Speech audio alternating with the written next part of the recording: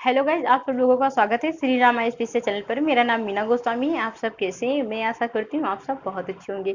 आप सबको राधे राधे, जय श्री कृष्णा। जैसा कि गाइज मैं बहुत दिन से बीमार चल रही थी, जिसके कारण आप लोगों की क्लास बहुत ज़्यादा ही डिस्टर्ब हुई है गाइज, उसके लिए मैं क्षमा प्रार्थी हूँ। तो गाइज आज मैं थोड़ा स्वस्थ फील कर रही हूँ, जिसके कारण मैं सोची मैं आप लोगों की क्लास ले लेती हूँ। ठीक है, तो चलिए गाइज हम लोग स्टार्ट कर रहे हैं उपसर्ग। तो आज का जो हम लोग का टॉपिक होगा वो क्या होगा? उपसर्ग। हम लोग उपसर्ग के बारे में पढ़ेंगे, क्योंकि हम लोग की पिछली क्लास में अगर हम लोग चलते हैं, अगर सर पिछली क्लास की अगर मैं बात करूं तो पिछली क्लास में हम लोग पढ़े थे शब्द निर्माण की पहली विधि पढ़े थे। और शब्द निर्माण की पहली विधि क्या थी? हमारी संधि थी। ठीक है, अब देखिए शब्द निर्माण की पहली विधि क्या है? हमारी संधि है। अब ये देखिए, ये जो आपका शब्द निर्माण की दूसरी विधि है, तो यहाँ पास आप लिख लीजिएगा शब्द निर्माण की दूसरी विधि। ठीक है, अब देखिए थोड़ा से हम लोग पिछली क्लास में शब्द निर्माण की पहली विधि संधि थी, तो संधि में हम लोग गाइज क्या क्या पढ़ते हैं, तो थोड़ा सा हम लोग डायग्राम से समझ लेते हैं। ठीक है, तो चलिए गाइज हम लोग स्टार्ट कर रहे हैं थोड़ा से शब्द निर्माण की पहली विधि के बारे में। देखिए शब्द निर्माण की पहली विधि क्या थी? हमारी संधि थी। ठीक है, तो संधि के बारे में हम लोग क्या पढ़े थे? शब्द निर्माण की पहली विधि संधि थी। संधि में हम लोग क्या करते? दो वर्ण होते थे, एक आपका अंतिम वर्ण लेते थे और दूसरा वर्ण, और जो भी दूसरा वर्ण होता था उसका प्रथम वर्ण लेते थे। कहने का मतलब ये चीज है कि यहाँ पास आपके दो वर्ण होते थे, जिसका आप अंतिम वर्ण लेते थे और प्रथम वर्ण लेते थे। जब ये आपस में मिलते थे, जो भी इसमें विकार उत्पन्न होता था, वे कई आपकी होती थी संधि विधि से बने हुए नए शब्द। ठीक है, तो संधि विधि से बने हुए नए शब्द होते थे। तो इसी तरह अगर गाइज हम बात करें, उपसर्ग की बात करें, तो थोड़ा से गाइज अगर मैं उपसर्ग की बारे की अगर मैं बात करूं, तो उपसर्ग को भी हम लोग डायग्राम से ही समझते हैं कि देखिए उपसर्ग की अगर मैं बात करूं, ये शब्द निर्माण की दूसरी विधि है। ठीक है, शब्द निर्माण की दूसरी विधि है गाइज। थोड़ा से अभी हम लोग इसको डायग्राम से समझ लेते हैं, इसके आगे फिर हमको इसको डिटेल से पढ़ेंगे। ठीक है, देखिए यहाँ पास क्या होता है? एक शब्द होता है। शब्द, यहाँ पास एक शब्द होता है, और यहाँ पास आपका क्या होता है? शब्दांश होता है। क्या होता है गाइस? शब्दांश होता है। ठीक है, यहाँ पास आपका क्या होता है? शब्दांश होता है। यहाँ पर जो आपका शब्द होता है वो कैसा शब्द होता है? सार्थक शब्द होता है। कैसा शब्द होता है? सार्थक। मतलब जिस अर्थ, मतलब सार्थक का मतलब क्या होता है कि जिस शब्द के अंदर कोई ना कोई अर्थ निकलता है। ठीक है, अब यहाँ पास एक शब्दांश होता है। क्या होता है? शब्दांश होता है। अब बहुत सारे विद्यार्थी ये सोच रहे होंगे कि मैं शब्दांश का मतलब क्या होता है। सबसे पहले आप लोग याद रखिए कि शब्दांश को हम उपसर्ग भी कहते हैं। शब्दांश को क्या कहते हैं? उपसर्ग भी कहते हैं। अब यहाँ पर अगर शायद आप लोगों के दिमाग में आ रहा होगा कि शब्दांश का मतलब क्या होता है। देखिए अगर से शब्दांश की अगर मैं मतलब की बात करूं, तो ये पूरी तरह से शब्द तो नहीं होता है, लेकिन उसमें शब्द की तरह उसका अंश अंश या तो आप अंश कह सकते हैं या भाग कह सकते हैं, लेकिन हम कह सकते हैं कि ये मतलब ये अर्थ तो रखता है, लेकिन पूर्ण रूप से ये स्वतंत्र नहीं होता है। ठीक है, पूर्ण रूप से ये स्वतंत्र नहीं होता है, ये किसी शब्द के आगे ही लगकर इसे बनाया जाता है। ठीक है, तो उसी को हम क्या कहते हैं? शब्दांश कहते हैं। मतलब शब्दांश क्या क्या होता है? अपना तो अर्थ रखता है, लेकिन पूरी तरह से ये स्वतंत्र नहीं होता है, क्योंकि किसी शब्द के आगे लगकर बनता है। ठीक है, तो यहाँ पर अगर शायद मैं बात करूं, शब्दांश जब ये आपस में मिलते हैं, तो यहाँ पर जो भी एक नया शब्द बन के आता है, यहाँ पर जो भी गाइज आपका मान लीजिए जब ये आपस में मिलते हैं, तो यहाँ पास एक नया शब्द बनकर आता है। यहाँ पास गाइज एक नया शब्द, आप चाहे यहाँ पास कह लीजिए चाहे यहाँ पास भी कह सकते हो, एक नया शब्द बन के आता है। उसी गाइज हम लोग क्या कहते हैं कि उपसर्ग विधि से बना हुआ नया शब्द। तो यहाँ पास आप ये कह सकते हैं कि उपसर्ग विधि से उपसर्ग विधि से बना बना नया शब्द बना नया शब्द। ठीक है, अब देखिए यहाँ पास क्या बनाता है कि संधि विधि से बना नया शब्द। संधि विधि से बना, अब यहाँ पास आप ये कह सकते हैं कि विधि से संधि विधि से बना संधि विधि से बना नया शब्द। ठीक है गाइज, यहाँ पास आप ये कह सकते हैं कि संधि विधि से बना नया शब्द। देखिए यहाँ पास क्या होता था गाइज? शब्द निर्माण की पहली विधि में जो संधि थी आपकी, यहाँ पास दो वर्ण होते थे। दो वर्ण में हम लोग क्या करते थे? एक अंतिम वर्ण, प्रथम शब्द का अंतिम वर्ण लेते थे। ये मैंने आपको फार्मूला ही बताया था। ठीक है, कि संधि का जो फार्मूला होता है वो क्या होता है कि कहने को मतलब ये चीज है कि शब्द मतलब प्रथम शब्द का अंतिम वर्ण लेते थे और द्वितीय शब्द का प्रथम वर्ण लेते थे। ठीक है, जब ये आपस में मिलते थे जो भी इसमें विकार उत्पन्न होता था वही आपकी संधि विधि से बना हुआ नया शब्द होता था। यहाँ पर गाइस उपसर्ग में क्या होता है, यहाँ पर शब्द होते हैं, एक सार्थक शब्द होता है और यहाँ पर शब्दांश जिसे हम उपसर्ग भी कहते हैं। ठीक है, अब ये जब आपस में मिल जाती है तो नया नया शब्द निकल के सामने आता है, तो वही आपके उपसर्ग विधि से बना नया शब्द होता है। तो गाइस ये रहा आपका डायग्राम। तो हम लोग थोड़ा सा उपसर्ग को डायग्राम से समझ लेते हैं। अब चलिए गाइस हम लोग उपसर्ग के बारे में डिटेल से जानते हैं। तो मैं अपने विद्यार्थियों से यही चीज कहूंगी, बस आप लोग थोड़ा रिवीजन करते चलिएगा, आप लोगों को उपसर्ग समझ में या संधि समझने में कोई दिक्कत नहीं होगी। बस आप लोग धीरे धीरे अच्छी तरीके से समझते चलिएगा। अगर आपको कोई भी दिक्कत आ रही है तो मेरे कमेंट बॉक्स में आप जरूर लिखिएगा। ठीक है, तो चलिए गाइस आज अब हम लोग स्टार्ट कर रहे हैं उपसर्ग। देखिए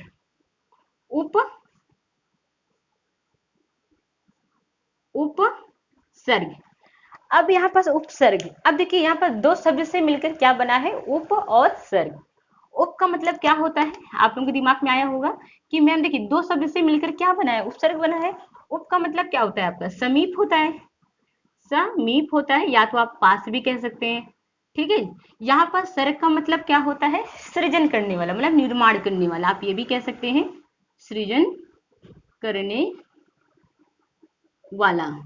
ठीक है, यहाँ पास आप ये भी कह सकते हैं या निर्माण करने वाला, क्या करने वाला, निर्माण करने वाला। कहने का मतलब ये चीज है कि शब्द के निकट आकर जब कोई नया शब्द बनता है, ठीक है, शब्द के निकट आकर आकर जब नए शब्द का निर्माण होता है उसी को हम क्या कहते हैं, उपसर्ग कहते हैं। ठीक है, मतलब कहने का मतलब ये चीज है, फिर देखिए शब्द के निकट आकर, जब शब्द के निकट आकर आकर नए शब्द का क्या होता है, निर्माण होता है, उसी को हम क्या कहते हैं, उपसर्ग कहते हैं। तो थोड़ा सा गाइज आप लोग इसे इसकी परिभाषा लिख लीजिए, फिर हम लोग आगे बढ़ते हैं। आप इस तरह करके इसे थोड़ा बना लीजिएगा कि उप का मतलब पास होता है और सर्ग का मतलब सृजन करने वाला, मतलब निर्माण करने वाला। तो गाइज चलिए आप यहाँ पर इसकी थोड़ी रिविजन लिख लीजिए। उपसर्ग वह शब्दांश है, उपसर्ग वह शब्दांश है, शब्दांश के बगल में ब्रैकेट में आप लिख लीजिएगा अंश, उपसर्ग वह शब्दांश है। ठीक है, आप अंश, ठीक है, शब्द का अंश कर लीजिएगा, क्या कर लीजिएगा यहाँ पर, शब्द का अंश, शब्द का अंश,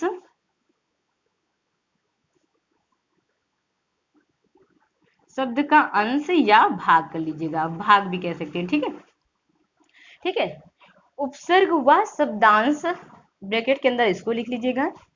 ठीक है, जो किसी शब्द के पहले लगकर, जो किसी शब्द के पहले लगकर, या आप जुड़कर भी लिख सकते हैं। ठीक है, पहले लगकर एक नया शब्द बनता है, एक नया शब्द बनता है।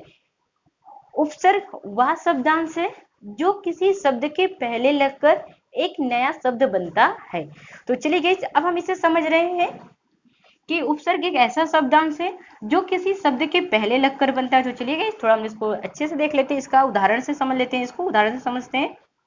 कहने का मतलब ये चीज है कि यहाँ पर अगर एक हम शब्द लेते हैं, मान लीजिए मान, ठीक है, इसके आगे कौन सा उपसर्ग होगा, अप,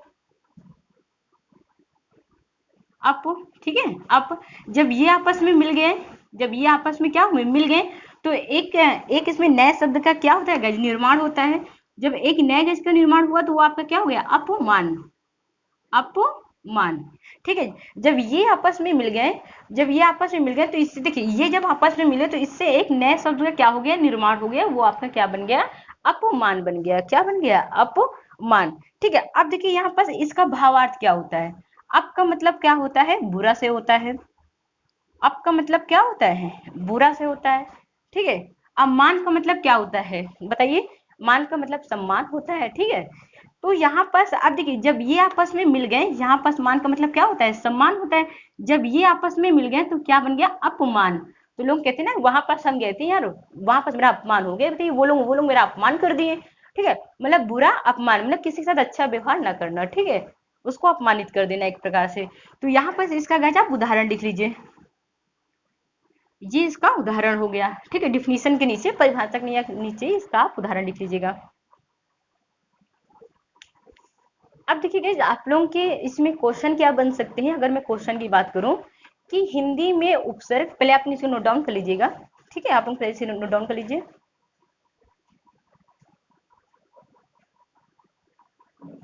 अब देखिए यहाँ पास आपका क्वेश्चन क्या बन सकता है एग्जाम में, अगर हिंदी में उपसर्ग कितने प्रकार के होते हैं। अब देखिए यहाँ पास हिंदी में उपसर्ग कितने प्रकार के होते हैं, तो बताइए हिंदी में उपसर्ग कितने प्रकार के होते हैं। आप लोगों के दिमाग में आया होगा कि मैम कितने प्रकार के होते हैं, कितने प्रकार के होते हैं। चलिए मैं बता देती हूँ। हिंदी में उपसर्ग 3 प्रकार के होते हैं। एक आपकी क्या क्या होती है, हिंदी का उपसर्ग होता है। ठीक है, हिंदी का उपसर्ग हो गया, हिंदी उपसर्ग हो गया। ठीक है, दूसरा संस्कृत उपसर्ग हो गया, तीसरा आपका उर्दू उपसर्ग हो गया। तो गाइस चलिए इसी को हम लोग अब डिटेल से पढ़ेंगे, डिटेल से जानेंगे इसी को। ठीक है, तो आप लोग कुछ यहाँ पास लिख लीजिए कुछ महत्वपूर्ण, लिखिए उपसर्ग के बारे में कुछ विशेष बातें। यहाँ पास आप लोग हेडिंग बनाइए, उपसर्ग के बारे में, उपसर्ग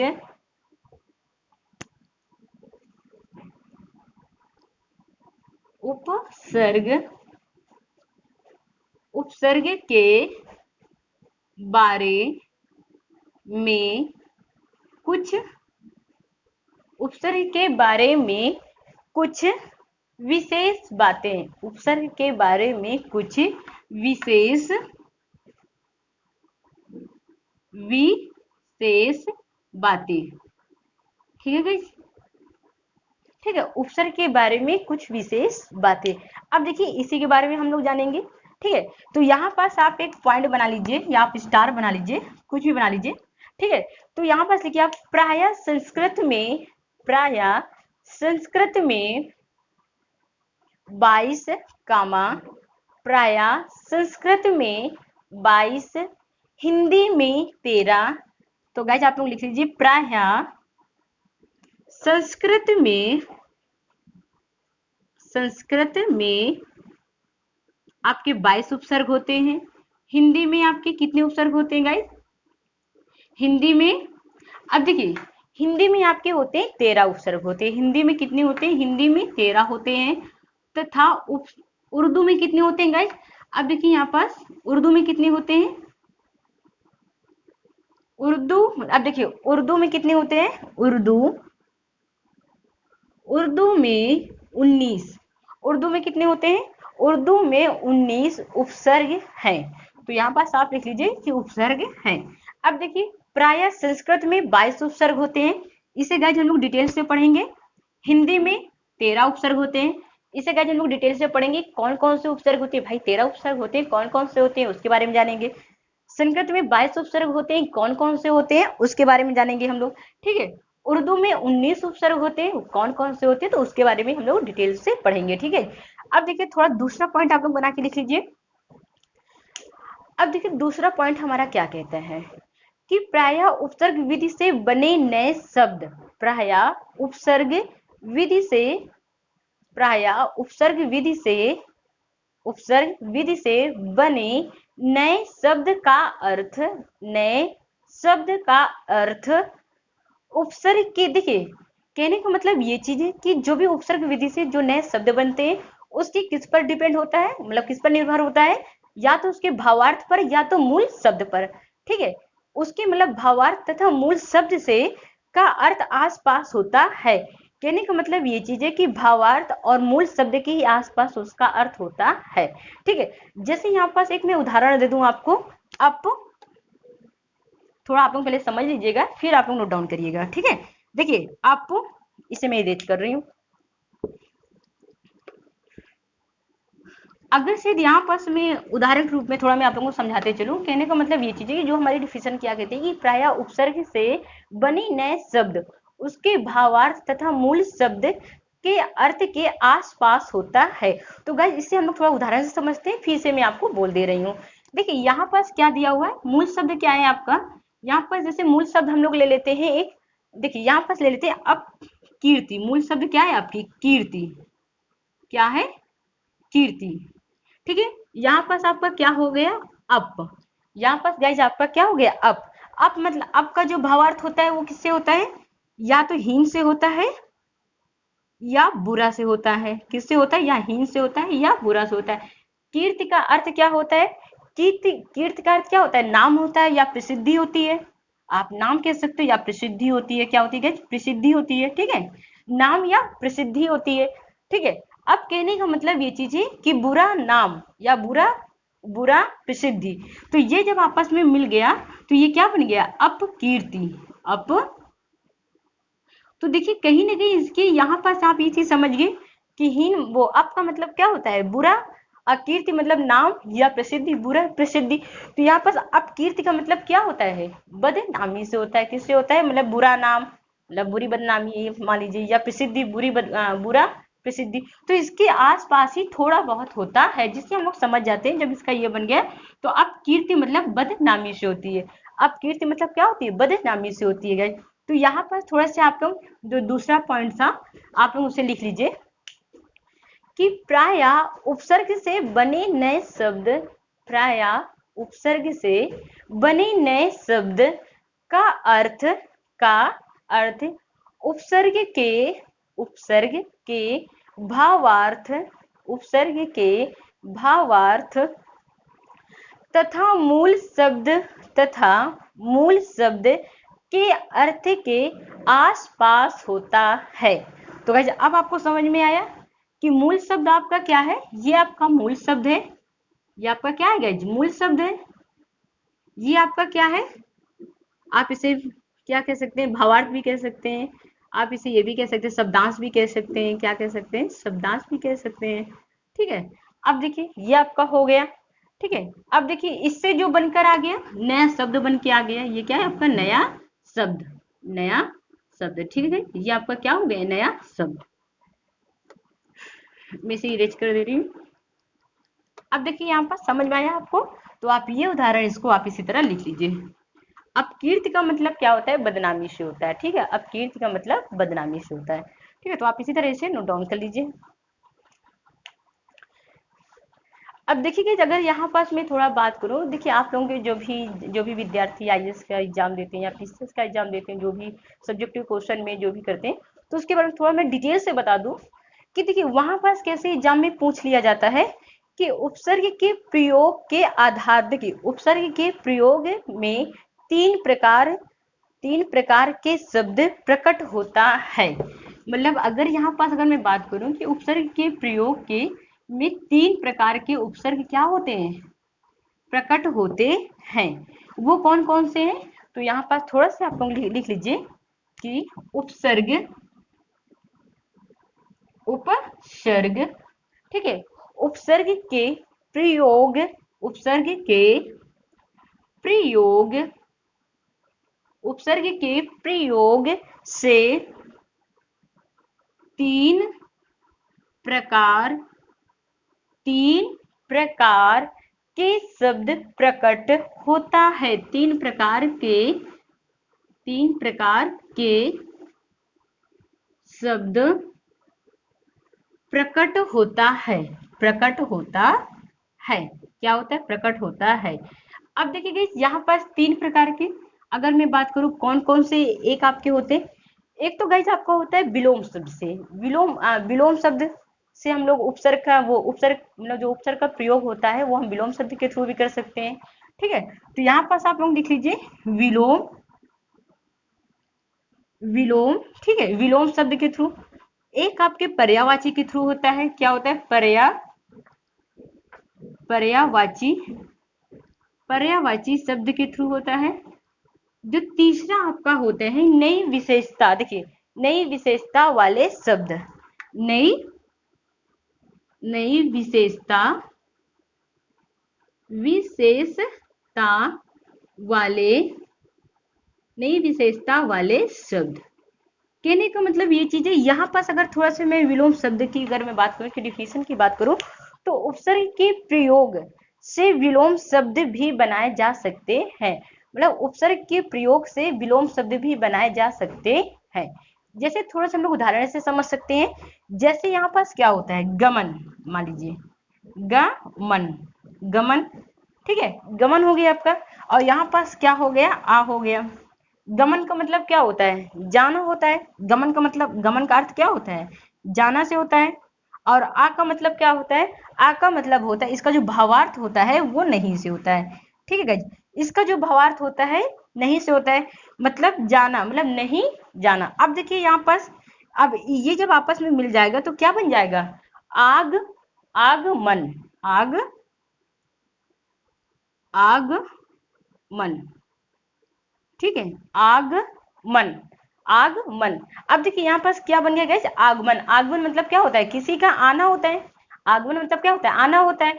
गमन मतलब जाना होता है। आ मतलब क्या होता है, नहीं, ठीक है। और आगमन मतलब होता है आना होता है। तो ये जब मिल गए, देखिए ये जब मिल गया तो ये क्या बन गया, ये मतलब विलोम शब्द के थ्रू बन गया, ठीक है, आग, आगमन। अब इसी तरह का शायद पर्यायवाची की मैं बात करूं, यहाँ पास पर्यायवाची की अगर शायद हम बात करते हैं तो उपसर्ग के प्रयोग से पर्यायवाची, देखिए उपसर्ग के मतलब उपसर्ग के प्रयोग, मतलब उपसर्ग के प्रयोग में, उपसर्ग के प्रयोग से शब्दों से पर्यायवाची भी बनाई जा सकती है। अब देखिए कैसे बनाई जा सकती है, जैसे यहाँ पर इसको मैं इरेज कर दे रही हूँ थोड़ी देर के लिए। यहाँ पर जैसे दिया है भ्रमण। भ्रमण का मतलब क्या होता है, आप मुझे ये बताइए, भ्रमण का मतलब क्या होता है, घूमना होता है, ठीक है। अब परि का मतलब क्या होता है, चारों ओर। परि का मतलब क्या होता है, चारों ओर। अब इसे हम मिलाकर लिख देते हैं, मतलब ये जब आपस में मिल जाते हैं तो इससे जो नया शब्द निकल के आता है, परिभ्रमण, परिभ्रमण।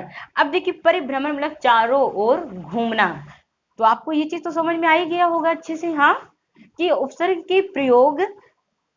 के प्रयोग से शब्दों में, देखिए शब्दों के पर्यायवाची, पर्यायवाची भी बनाए जा सकते हैं। मतलब उपसर्ग के प्रयोग के शब्दों से पर्यायवाची शब्द भी बनाए जा सकते हैं। जैसे भ्रमण का मतलब घूमना होता है, परि का मतलब चारों ओर, जब ये आपस में मिल गया परिभ्रमण मतलब चारों ओर घूमना। अब देखिए यहाँ पर जो मैं नई विशेषता की बात की, ना ही ये विलोम शब्द है और ना ही ये पर्यायवाची है, ठीक है। आप इसे मतलब ना ही हम इसे विलोम शब्द कह सकते हैं, ना ही हम इसे पर्यायवाची कह सकते हैं। गैस सिर्फ माता आप इसे थोड़ा सा समझ लीजिए, ठीक है। अब देखिए यहाँ पास फिर आप लोगों के दिमाग में आ रहा होगा कि मैम फिर हम इसे क्या कह सकते हैं। तो कहने का मतलब ये चीज है कि उपसर्ग से बनने, देखिए उपसर्ग से बनने वाले कभी वो, उपसर्ग से बनने वाले शब्द कभी कभी नई विशेषता के लिए होते हैं। जैसे यहाँ पास अगर मैं बात करूं, इसमें शासन, शासन प्लस अनु क्या होता है, अनु। जब ये आपस में मिल गया तो ये क्या बन गया, अनुशासन, अनुशासन, अनुशासन। जब ये गाइस आपस में मिल गया तो ये मतलब क्या बन गया, अनुशासन। क्या बन गया, अनुशासन। इसे मतलब मान लीजिए जहां पास किसी चीज का मतलब एक प्रकार से बताया जाए, जैसे यहाँ पास दिया हुआ है अधि, देखिए यहाँ पास क्या होता है, अधि, इसका जो अर्थ क्या है, कार है, और ये यहाँ पास दिया है अधि। जब यहाँ पास दिया हुआ है तो ये जब आपस में मिल गया तो ये क्या बन गया, अधिकार, अधिकार। क्या बन गया गाइस, अधिकार। क्या बन गया, अधिकार। देखिए अब यहाँ पास कार का मतलब क्या होता है, करने वाला होता है, ठीक है। अधि का मतलब दबाव होता है, अधि का मतलब क्या होता है, दबाव से होता है। और अधिकार का मतलब क्या होता है, कि जिस पर मतलब हक जताने वाला। अधिकार का मतलब क्या होता है, कहता नहीं मेरा अधिकार है, मतलब उस पर क्या करे, हक जताने वाला। तो गाइस इसे से मैं इसलिए बता दूं कि आप लोगों के दिमाग में होना चाहिए, आप लोगों को पता होना चाहिए, ठीक है, कि उपसर्ग के प्रयोग से 3 प्रकार के शब्द प्रकट होता है। एक आपका होता है विलोम शब्द, जो मतलब उपसर्ग जो विलोम शब्द के द्वारा भी बनाए जा सकते हैं। पर्यायवाची, जो मतलब उपसर्ग हम लोग पर्यायवाची के द्वारा भी बनाए जा सकते हैं। और नई विशेषता वाले शब्द जो ना ही वो पर्यायवाची होती, ना वो भी विलोम शब्द होती है, ठीक है। तो चलिए हम लोग मिलते हैं नेक्स्ट वीडियो में। आज के लिए इतना ही, फिर हम लोग मिलते हैं नेक्स्ट वीडियो में। ओके, धन्यवाद।